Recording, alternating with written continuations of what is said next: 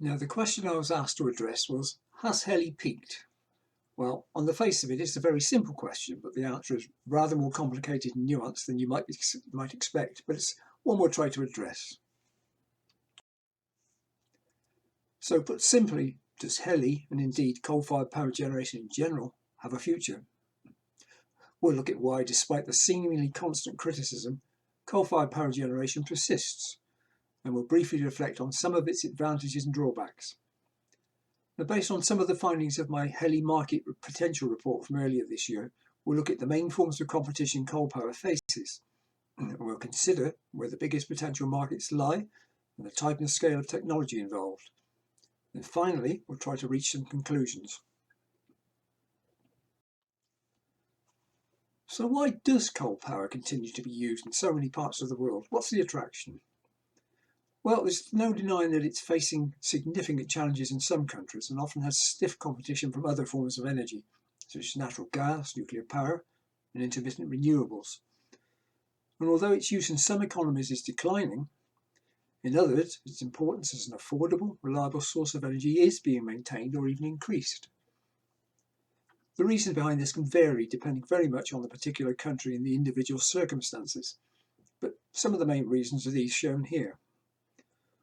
Often a combination of these factors is involved, and I've looked at the energy policies and strategies for a lot of countries, many of whom cite combinations of these reasons for their continuing interest in coal power.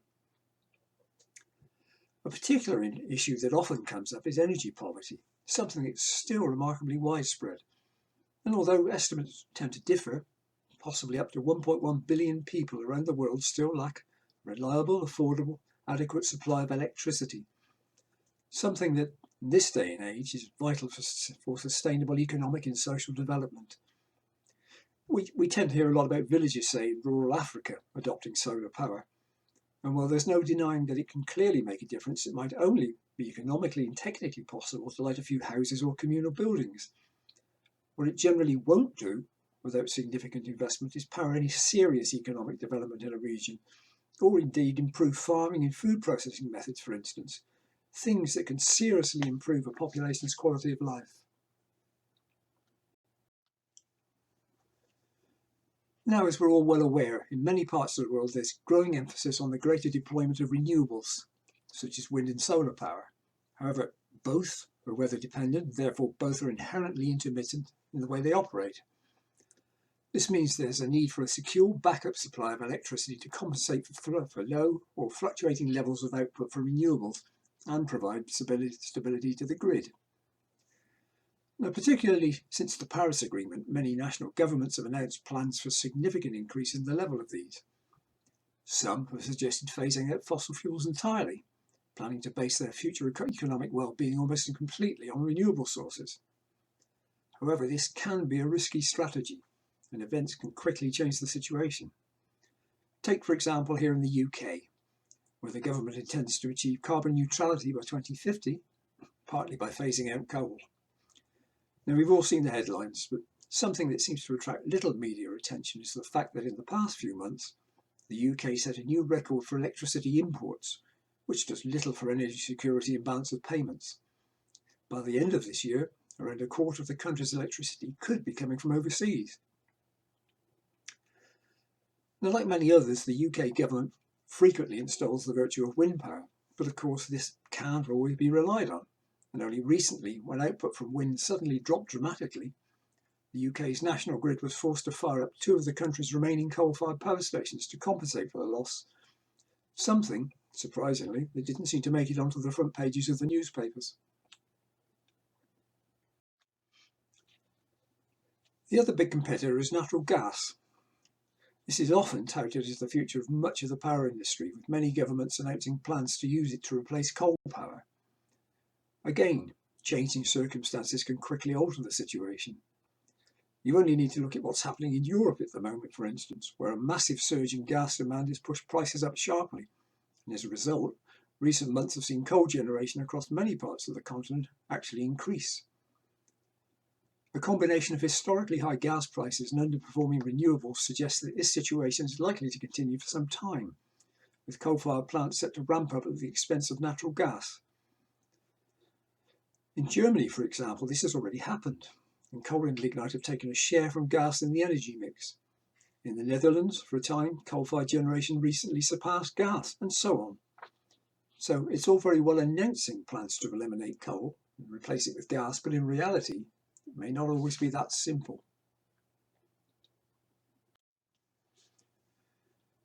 So where's HELE's biggest potential at the moment?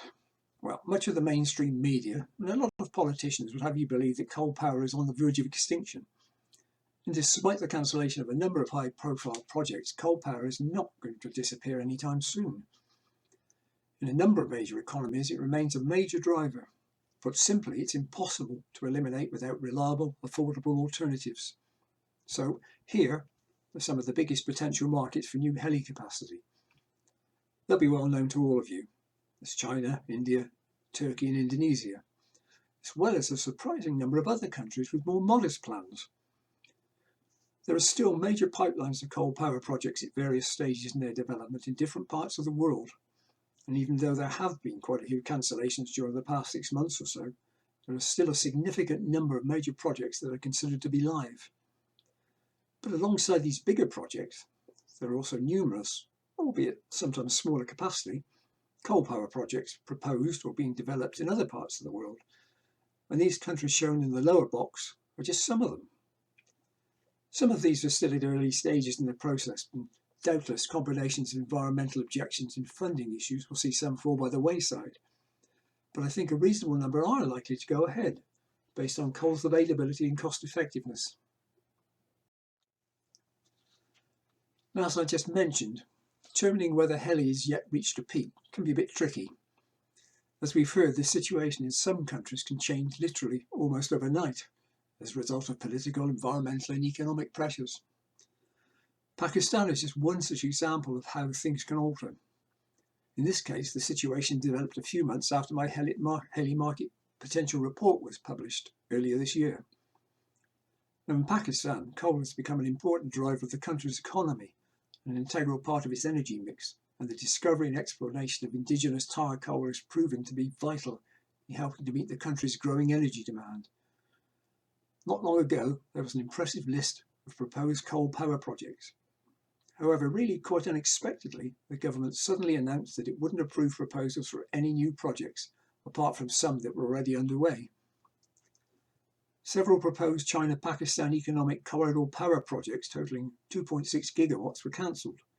However, between 7 and 8 gigawatts of new capacity, much of which is slated to use supercritical or USC technology, is still likely to reach commercial operation, mostly scheduled to come online between 2021 and 26.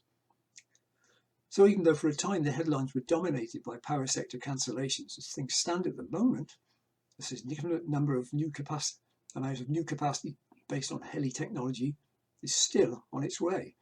Although this situation does serve to illustrate some of the uncertainties that can arise in trying to predict the future. Oh, and even as Pakistan's government is making great play of its moves to reduce the country's coal use, what seems to have been largely overlooked is the fact that they are now actively working closely with China on a number of projects to convert tar coal to gas and liquid fuels. So pronouncements about reducing the country's reliance on coal aren't all they're cracked up to be. In reality, they're simply looking to move it to another area.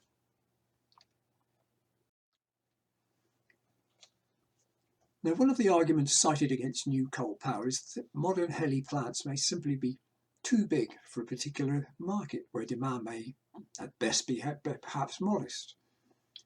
And we're all familiar with the idea that bigger is better, usually generating economies of scale and so on. Now, in terms of efficiency, environmental impact, USC is currently the best available technology based on pulverized coal combustion. But the technology is more expensive to build and historically hasn't been suitable for small capacity plants.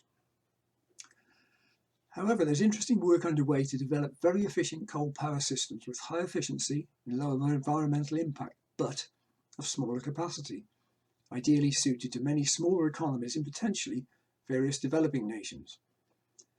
In particular, there's work underway in the USA, where the Department of Energy's 21st Century Power Plant Program is developing designs for advanced, low-emission plants of between 50 and 350 megawatts.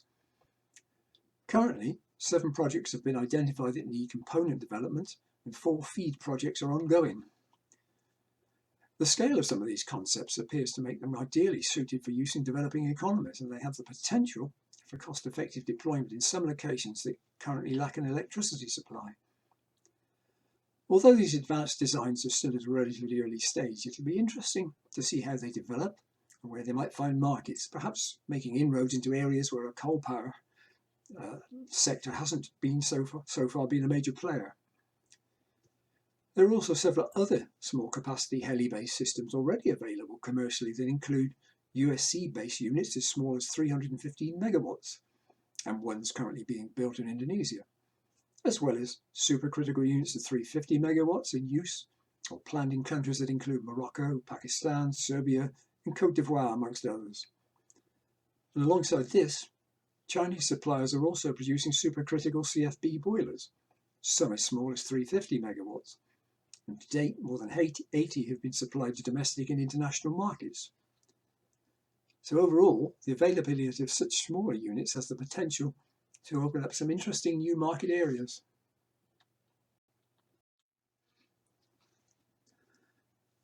Now, the past year or so has seen a lot of rhetoric from various governments about becoming carbon neutral, plus the phasing out of coal for power generation, often aspiring to replace it mainly with renewables.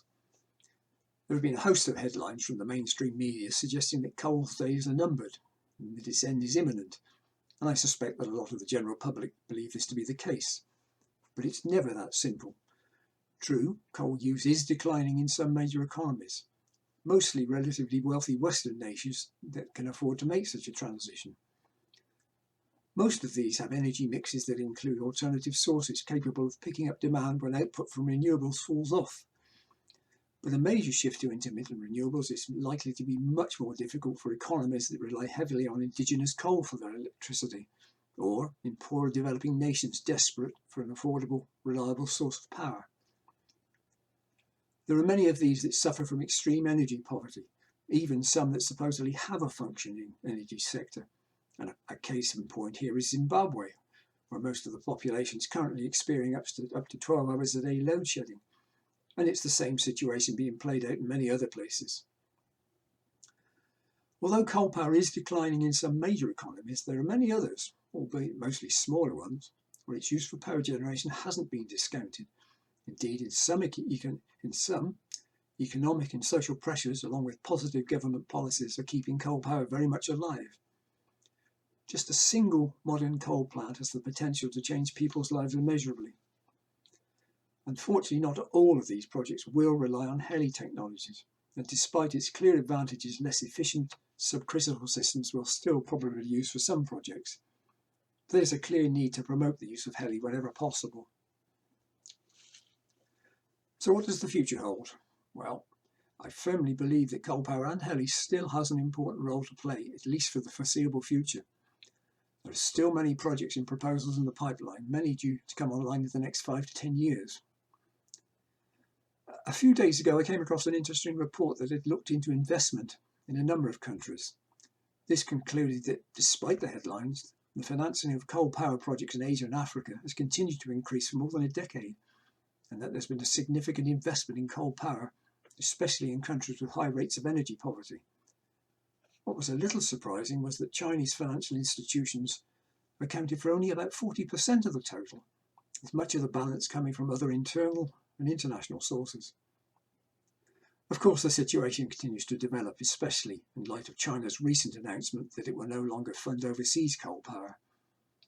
However, some developers do seem to be finding alternative sources of finance. So, realistically, despite the problems it's facing, coal power is going to be with us for some years to come. It seems likely that the overall number of new major projects could decline after this period, but hopefully much of the more recent new capacity will have been based on HELE technologies. As I mentioned, the number of future projects could be influenced by the progress of newer, advanced, smaller capacity systems being developed, as these could potentially open up new market areas not previously served by coal. So even though a number of major economies will continue to rely heavily on coal power well into the future, we might also see a growing focus on the use of these smaller plants. So, to try and answer the question, has HELE peaked? Well, depending on some of the factors we've touched on today, in absolute numbers, larger projects may well have peaked, or may do so during the next decade or so. But after that, the situation could evolve further, and we could see a proliferation of smaller capacity HELE plants in new market areas or places where electricity demand is more modest. So to close, well, in my opinion, HELE technologies will still play an important role in many power sectors well into the future.